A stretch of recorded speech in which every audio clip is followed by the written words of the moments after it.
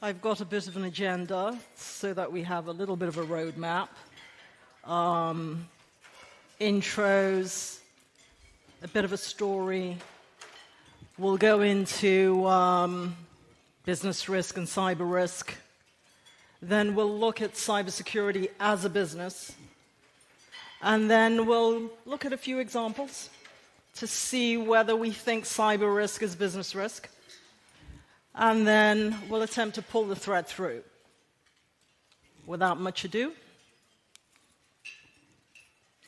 on the 17th of November, 2023, OpenAI fired its CEO, Sam Altman. Some of us saw the story in passing and thought, what's going on?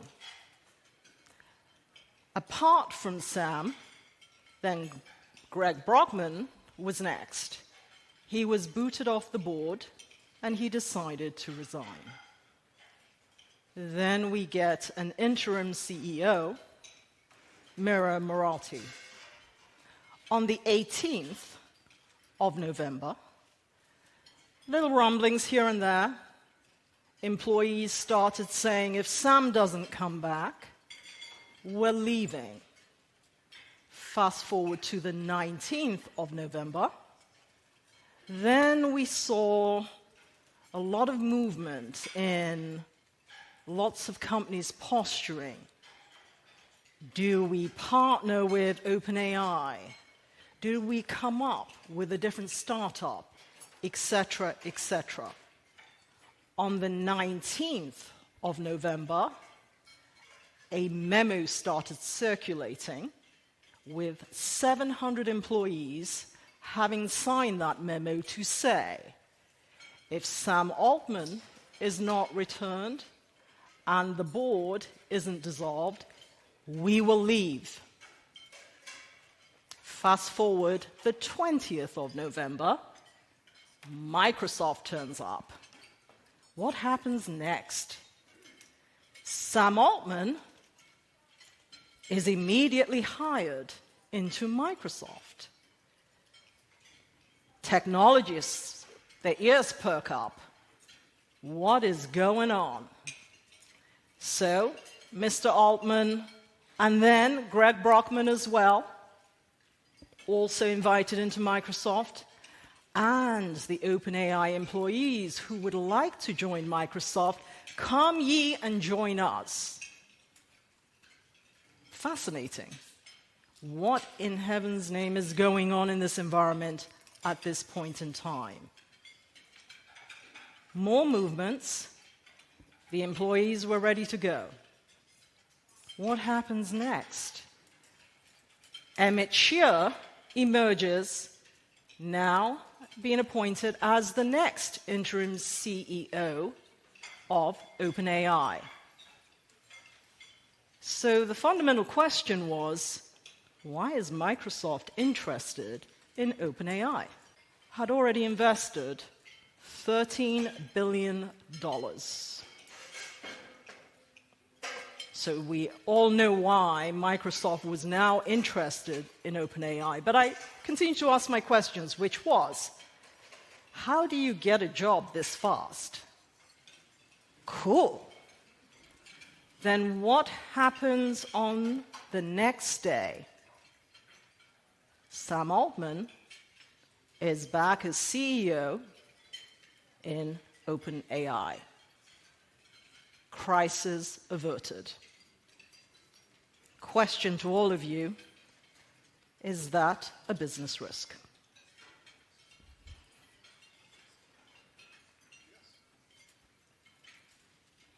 Cool. So, I'm Joe Bentley. Most times I'm a philosopher. I ask a lot of questions, hence the question. So, I'd like to introduce you to Liberty Mutual. That's where I work at the moment. My favorite statement from Liberty Mutual: progress happens when people feel secure. For the cybersecurity professionals in the room, that resonates. That's kind of why we do what we do. And that's the thread we pull through when we think about trust. If people feel secure, they trust your delivery. They trust your offerings. A little bit more about Liberty Mutual, if we can move forward. Liberty Mutual is a global company. It's a values-based company. It is 111 years old. It has approximately 50,000 employees across the world, of which 5,000 of them are technology professionals. And I live in that 5,000 group. And I have a few friends scattered around here too who are part of that 5,000 group. Hello there. So Liberty Mutual operates in 29 countries across the globe and across multiple economies. That's Liberty Mutual, the entity, or Liberty Mutual, the business. This is all about business, business, business. Why are cyber people talking about business? Extremely important. Cyber risk, business risk. So let's look at business risk. What is business risk? I define it as anything that threatens the financial health of an organization or company, leads to insolvency or failure. That's simple. Why is an entity in business? It's about its financial health. Various sources of business risk. It can come from the inside, it can come from the outside, it can come from both. Story at the beginning, inside or out. OpenAI. So you could have multiple things going on inside your organization. Governance issues, chaotic decision-making, leaders not getting to where they need to be, not making decisions that are based on what's your competitive environment, not sensing your market so that you can respond to your customers' demands on the inside. On the outside, a little harder. On the outside, there's inflation, there's geopolitics, there's systematic incident type things. Colonial Pipeline comes to mind when I think about that. And there are lots of other things within your business environment that you can't control, but you can plan to manage. I broadly say there are probably about 4 different types of business risks: operational risk, financial risk, compliance or regulatory risk, reputational risk. Some may throw in strategic risk. I give you that, but I could align it to financial risk, or I could align it to operational risk. Either of those work. Now, let's transition a little bit to cyber risk.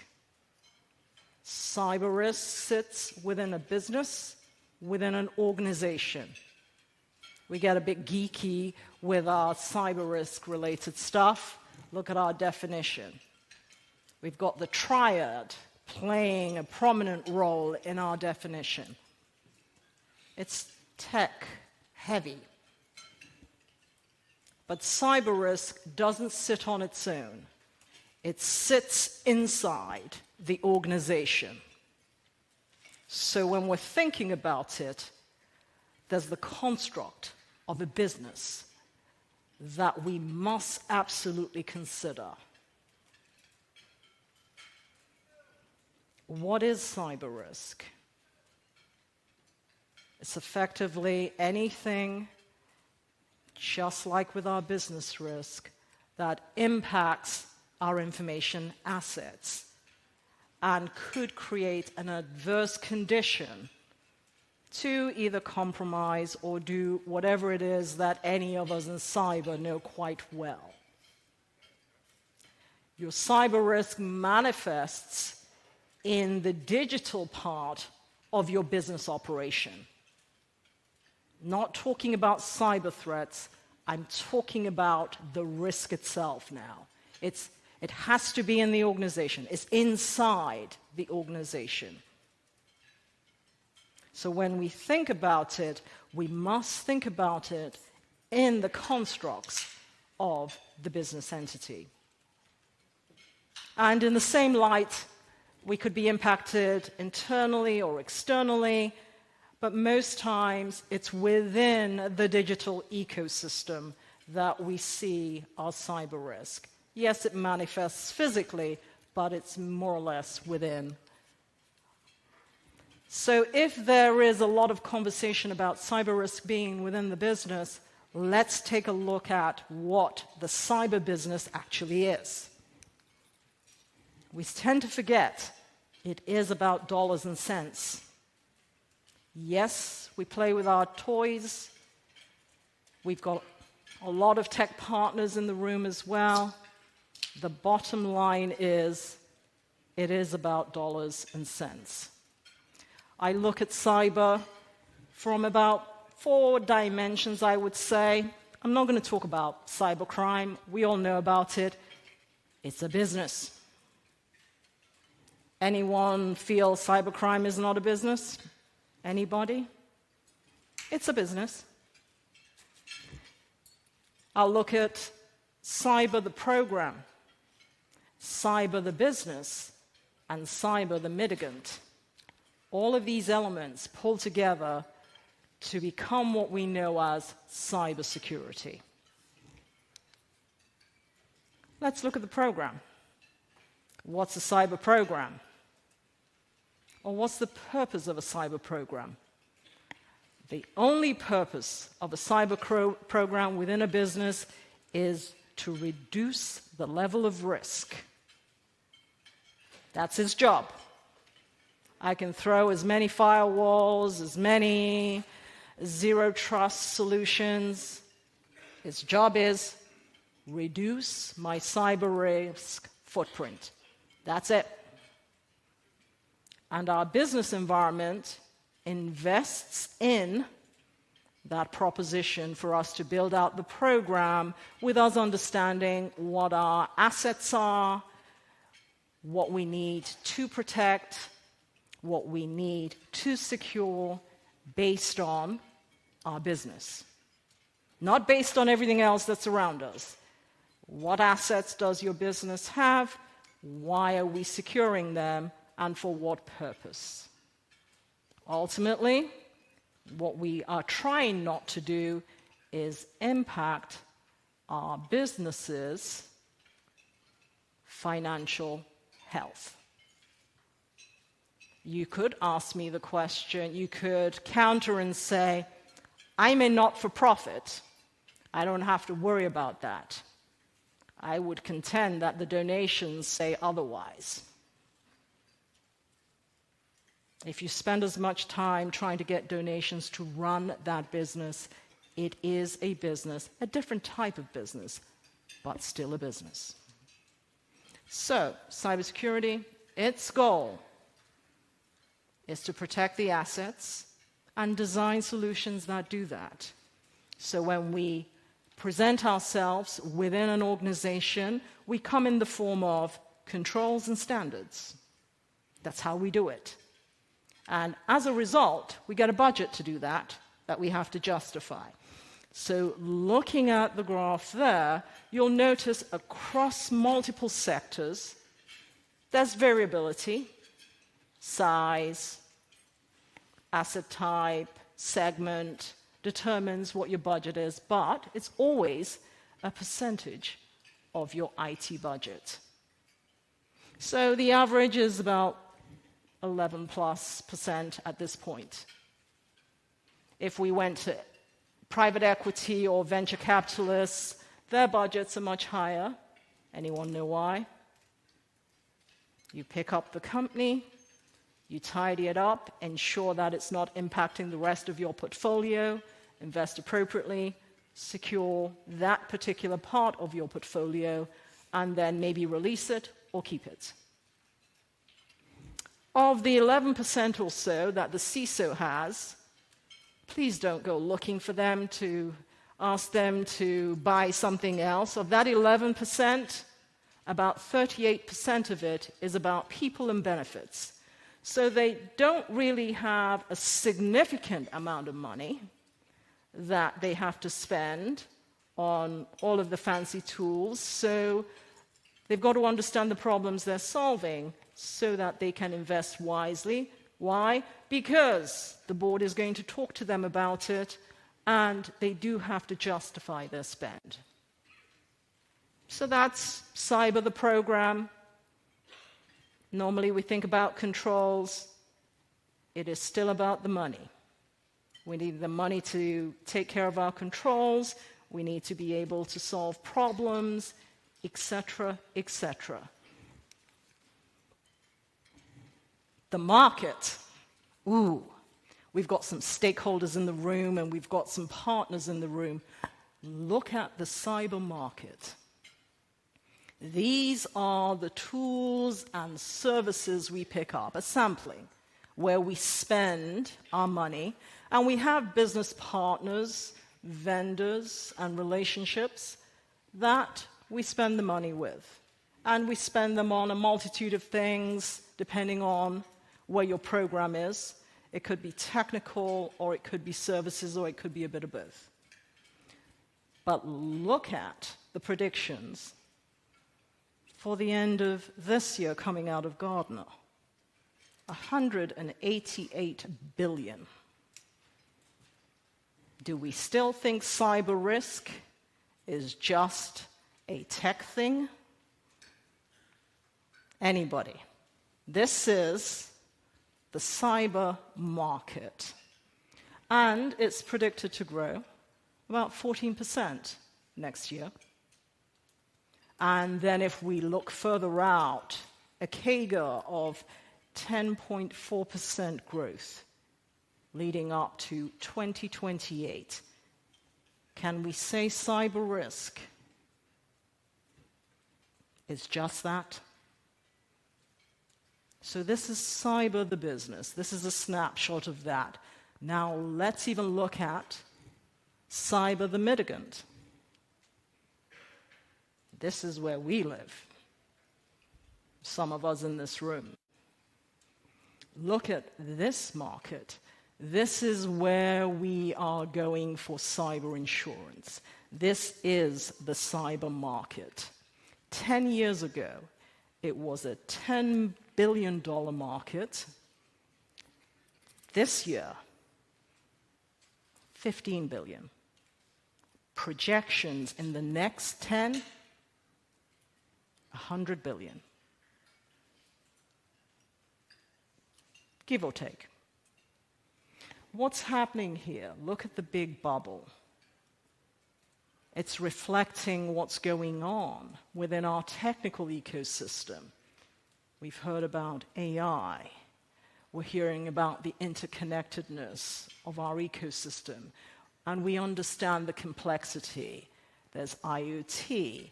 All of these things are still there. They're built on the internet from way back when. So the more we get complex, the bigger the market gets. So, is cyber risk still just a tech thing? I ask. Anyone venture an answer for me? All right. So let's make it real with some examples that everyone, I'm not a betting person, but I might suggest that if I put money on it, everyone's heard about my next scenario.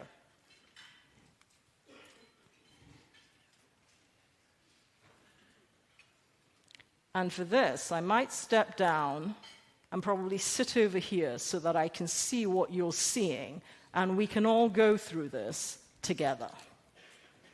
So that I know it's been after lunch. So we're not having a nap. Let's all, thank you very much. All right. So here's Equifax. Anyone not know Equifax in this room? Anybody? All right. So all of us knew what happened in 2017. They had a breach that impacted 140 million records. And it was caused by an unpatched vulnerability. And I know for a fact that one of our partners today has a product that says something patch on it. So that was the issue, an unpatched vulnerability in July 2017. So all of us knew about that. Things happened, everyone heard about credit monitoring, but let's see what's going on after us techs have contained the issue. In 2018, fines start emerging. We've moved on. Cyber risk has moved on. The business is still there. 2019, additional fines emerge. 575 million settlements across 50 states in the US. Moody's downgrades them. Remember, it was an unpatched vulnerability. This is the cyber side. We knew about the credit monitoring. That's going on, but this is still going on for them. Let's move further. During that period, they got approval of $1.2 billion to now go back, reset their tech, and build up their security structures. They're still going. 2018, multiple states flagged them with consent orders.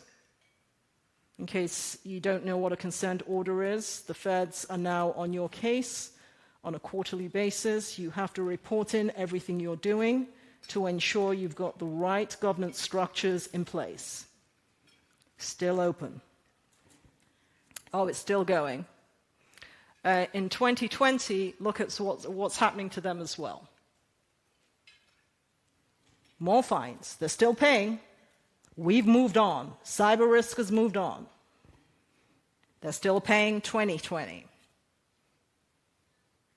And look at what happens in 2023, as in a week and a half ago. Look at what's happening to Equifax. They get another fine. Same incident. But cyber risk has moved on. Look at what's going on within the business. So, is cyber risk just cyber risk, or is it really a business risk? Let's move to another one that we all know. We all know this one. Is there anyone in the room who doesn't know Capital One? Nope? All right. So Capital One is even a better one. In their case, they compromise data of 106 million individuals. 100 million in the US, 6 million in Canada. Misconfigured web app firewall. I think most of us know what that is, or we've heard about it. We understand what it is. It's tech. And then, what happens after that? This is a much better case, just looking at it. For them, they settled quite quickly. In 2019, they were on the case. But they still got fined. 80 million in the US by the comptroller. And then they've got a settlement of 190 million still in 2019. We've moved on. Then there was a court case about the hacker, Paige Thompson. That went on for a period of time. Concludes in 2022. We've still moved on. In 2020, you'll notice that now we've got enforcement orders against them, both by the OCC and the feds. Still going on. And we continue to move. And only recently did their enforcement order end. What's unique about them? They had an insurance policy, and most of their credit monitoring services were probably handled by that policy itself. So, with my stories, I ask, is cyber risk business risk or not? This is exciting. All right, so my suggestion, humbly, would be, as cyber professionals, we pull the thread through. Even if we are talking about the technical part of cyber, which we love, even I do it, it's a lot easier to talk about. I can see the nuts and bolts, I can do the analysis. But it lives within a business. So we do have to learn to pull the thread through, because that is what an investor wants to hear from us. That is what a senior leader wants to hear. Impacts to my business operation. Yeah, misconfigured firewall, I hear you. Okay, what's the impact to my business? So, I'm going to do something that you shouldn't do and attempt to look at the text so that we all see it as well. I am saying that cyber risk is always business risk, whichever way you look at it. We can slice the end bit and say it's just cyber risk. I would say, re-anchor, it's always business risk. And the reason is rather obvious. If we look at our two examples, when we moved on, the business operation was still paying for that impact. So this is not about saying this did wrong, this didn't do wrong. It is pulling it through to understand that when I'm doing the analysis, look further out, translate it to business terms. Shift the mindset. Don't just focus on the micro. I'm guilty of this as well. I'm solving a problem. I have to hone in. I'm saying, open up. Go micro. Look at all the moving pieces. Always remember that the micro aspect of the cyber piece is the trigger. It's not the end state. Remember the journey those two companies have had to go down. We trigger, we contain, and we move on. But our business environment is still picking up in different ways. They've got oversight, there's regulatory compliance requirements, there's financial implications, etc., etc. Cyber risk, however we want to look at it, is far-reaching. Our technology is complex. To solve problems, we need interconnectedness. That makes the cyber environment even more complicated. But that also is unique because then it cuts across multiple vectors of those business risks. As you can see from either of those examples, it didn't just stop in the tech domain. It moved to governance, it moved to financial, it moved to reputational. That is probably one of the most unique types of risk because it doesn't discriminate and it just simply marches through all vectors. Pull the thread through. What else can I tell you? There are real financial impacts for cyber risks. and long after we've moved on from a technical perspective. Most of those companies who are impacted, when we move on, they have to renew their insurance policies. Their rates go up. They try and get credit for capital investments. The rates go up. So there are far-reaching consequences if we don't pull our thread through. And with that, I say it's been an honor to be with you today.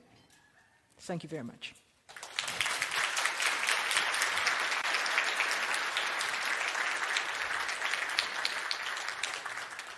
Questions? Anyone got a question? All right. Let's see. Hopefully I'll be able to answer them. All right, he's got a mic coming through. Oh, thank you. Well, the first question is, one, can we get a copy of these slides? Number two, what is your thought? I have my thoughts on it, and mine are purely money-based, is why OpenAI did what they did and how they did it and how Microsoft transitioned into staging themselves into what I foresee eventually is acquiring OpenAI. Because you figure the CEO's net worth is about $500 million. It is. You look at OpenAI's net worth as a company as a whole for their portfolio, and you look at the humongous resources that Microsoft has. It's a way to stage themselves for a corporate takeover without having to get the SEC or anybody else involved and do it in a political way of getting it completed without having anybody else, complain about it. So your question to me is, what would you like me to opine on? What's the question you'd like me to opine on? Well, what are your thoughts on it? What are my thoughts? Well, in the story, I sort of gave my thoughts. If Microsoft has invested about $13 billion so far in the same company, owns 49% of that said company, I think it's mobilizing to ensure its investment is intact. So other than that, initially, when I saw the story, I was intrigued, but I didn't think much about it. But the philosopher in me said, wait a minute, what's going on? And then I had to go think through, okay, what's going on with Microsoft now? We know Microsoft has an AI offering, and they've dabbled in AI for years. And I think we all know some of the things that happened with AI bots a while ago, and I shan't mention those. It went down the lines of some swear words and stuff like that. But on a more serious note, I think it is, yet again, it is a business protecting its investment. And ultimately, yes, they may buy out, they may take over. That could be something in the future. I think for them, in the positioning, even with their 49% stake, and I think that there's some complexity in the way that OpenAI is structured. There's the principal side of OpenAI, and then there's sort of the quasi-business side of OpenAI as well. I think for them, there wasn't an easy way to position to protect the stake, because at that point, they also did not have a seat on the board. So, yet again, it feels to me more like protecting your assets in a way. Protecting the investment that you've made in this particular startup, and at the time, hoping that it was going to be successful, and I think we know how successful it's been so far.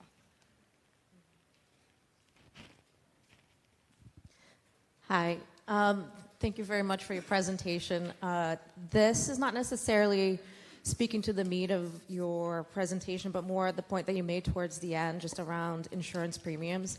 If I think over the last 10 years, the scrutiny to which the insurance renewal process works for errors and omissions for cybersecurity, I remember it being something like 2 to 3 pages. Now it's this massive questionnaire, there's scanning involved, et cetera, trending in cost. So I'm curious, like, as over the next 2 to 3 years, like, what do we anticipate from a business cost perspective, not just the ease to renew, but then also like the level of expectations that we're going to continue to see from insurance companies? So I can give Joe's opinion on what that may look like, and I think we all already know what that is. When we look at cybersecurity programs, we are trying to quickly determine whether the program's kosher in some way or another. If you've had a level of experience, you can look at a 1,000-page document someone gives to you and go, this has got nothing in it. Because you cut right the way through to some of the things you want to see in a program, a level of repeatability, a level of feedback loops. You want to see fundamentals, not the flashy stuff. You want to see the fundamentals done well, basics done right. So if I fast forward that to insurers, as they have learned over time, then I would expect them to want to know the minutiae of those basics done right. Prove that your program actually operates the way that you say it does, with evidence. And evidence that I can come back to, not the one you just printed off and had someone mark up for me, but show me where you're generating it, prove that it's working. So I think we'll see a lot of that. I can speak to the fact that as a CISO, I remembered filling out those 300-page questionnaires from Chubb. And I sometimes pulled my hair out thinking, you're asking me how many nodes are on my network with how many users, and that's how you're securing, and that's the determinant for my cyber insurance. I would imagine that might, I don't see it reducing in any way. It may get automated a little bit more. I think they may anchor a bit more on the core fundamentals that allow them to determine that this is a good risk to underwrite. Because yet again, in the presentation, it's a business. If it's carrying the risk, it wants to be sure that it can pay out the claims. It's its integrity that's at stake. If you pay a premium and you have a claim, the insurer wants to make sure that they pay that claim. That is their commitment to you. And most of them absolutely will do that, but there's got to be a way for them to translate what this means. Is this program a real program, or is it one of those where someone has written up a fancy program document for me and it reads great? It's aligned to all of the standards we know, but if you turn up like I did when I was at a bank, at a vendor's site, it was a room in Virginia in a premises that we were about to give a boatload of money of the bank to outsource to an integrator. So there's got to be a way for you to cut through and figure out, is it real? Remembering, it's a business. Hopefully that answered the question, but that's Joe's point of view, how the market comes together, figures it out. I think that we'll have to wait and see. Thank you, Joe, for the excellent presentation, and most importantly, an excellent take on pulling the thread. I was wondering what your thoughts are. If you've pulled the thread and you've done your due diligence and probably for a number of reasons, cost being one of them. And business says, it happens to them, it will never happen here. We have X, Y, Z. We don't have exposure as much as they do. What's your take on how to continue to pull that thread to get across to business that have such an attitude? So I think the first thing is you go back to fundamentals, in my mind, and think about the entity in question. Sometimes we run the risk of trying to give examples of what happened to so-and-so, what happened to so-and-so. If we can clearly articulate what is important to our business environment and the impacts of what those things that are important to them, we must know our business well enough to understand what are their core assets. Some areas, cyber, call them the crown jewels. What's important to you? And the story starts there. Yes, you can bring anecdotes from wherever, but start with what is important to this business environment. What are they willing to lose? And for how long? Are they willing to have their names the first page of the Wall Street Journal? Yes, I get the fact that it's easy to say, yeah, it's happened to them, it's not going to happen to us. I think as security professionals, you already know, it's got zip to do with whether it happened to them or us. It just takes one patch that didn't go into place with all the goodwill in the world. We can't be everywhere at the same time. There are some things we don't have visibility of. We try really hard to do it. So I'm going to say anchor with what's important to that enterprise.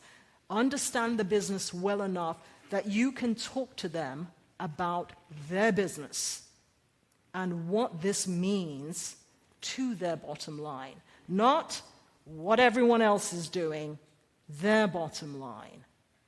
If they are a company that their intellectual property is their core asset, then the conversation starts from their intellectual property. It can't be anywhere else. You've got to know the business well enough. I think there are a few cyber folks in here.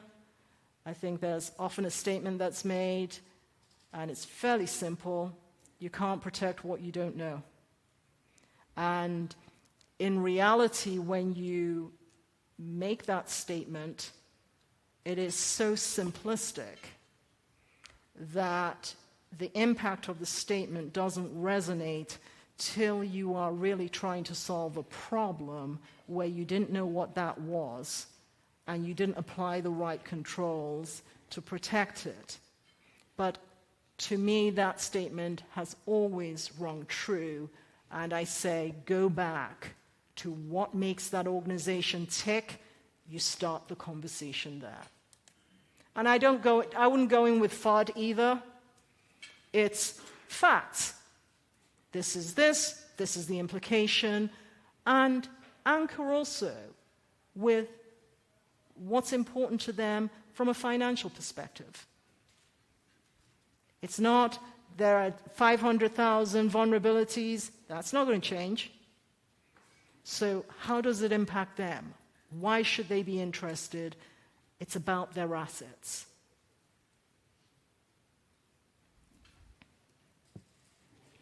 Hi, Joe. Hello. So I had a question dovetailing on the question about cybersecurity insurance. And you work for an insurance company. You don't insure a home without going and inspecting that home. And I feel like those questionnaires are so silly. I always wondered why they didn't dovetail with services like my PwC IT control security audit and just say, you know what, we're going to take a component of that and take that into consideration when we look at your insurance. Because those questionnaires, and you can't even have a conversation with them to ask questions about the questions they're asking you. They just want you to fill it out, and I'm like, these questions don't even make sense half the time.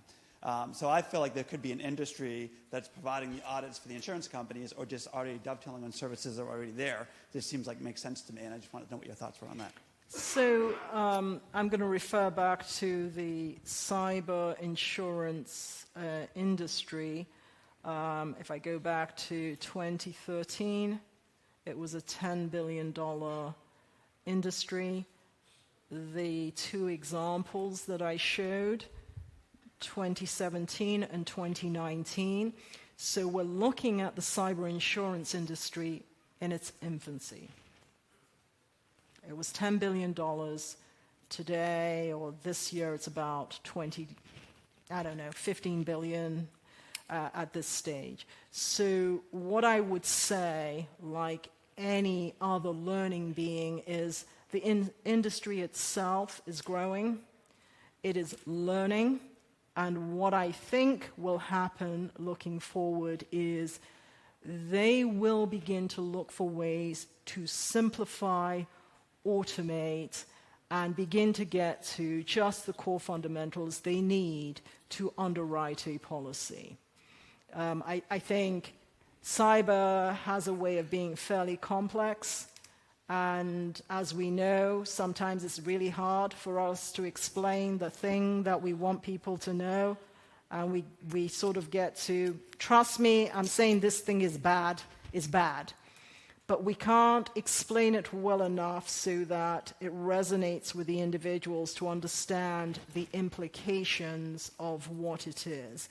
So my thoughts are just simply that as the industry is also learning, I think they know that their customers find some of these long drawn-out questionnaires onerous, and I think they are also looking for ways to make it more efficient. If you look at a lot of the insurance companies now, they have disciplines as controls engineering. And the goal with some of those disciplines is to try and get to what do we really need to ask someone that gives an underwriter enough information to write a good risk, not just for the customer, but for the business environment. So I'd say watch and see. It's growing. It's going through its own growing pains, but I do think it will normalize in some way and simplify itself so that it can see the risk it's underwriting, which means the number of questions, be they automated or not, should begin to reduce and be relevant to what we're talking about. It's handled by a questionnaire at this point. Most of these industries are highly regulated, so it is likely it will still be questionnaire-based or of some sort, because they have regulators who oversee them as well, and their regulators would want to know that they've done a level of due diligence in what they're doing to clearly underwrite. So yet again, it's going to the belly of what is this business about? They've got other bosses outside of them. The regulators want to know, even if we're looking for speed and efficiency. For those of us who've worked in regulated environments, you know as fast as you're wanting to go, a regulator still wants the evidence that doesn't seem to make sense to a lot of us to demonstrate that you've done X, Y, and Z. So it may be a questionnaire, but it would have to be something that allows them prove they've also done the right thing, because they're in a regulated industry where the FTC can come to them and say, you have not treated your consumers with the requirements of the law. Prove that you did. So I think there's a bit of a tussle there, but I think it will get better. You're welcome. And I should have brought Patrick Thielen, who is our global head of cyber insurance, with me, and he should have been answering some of these really hard questions about the cyber organization.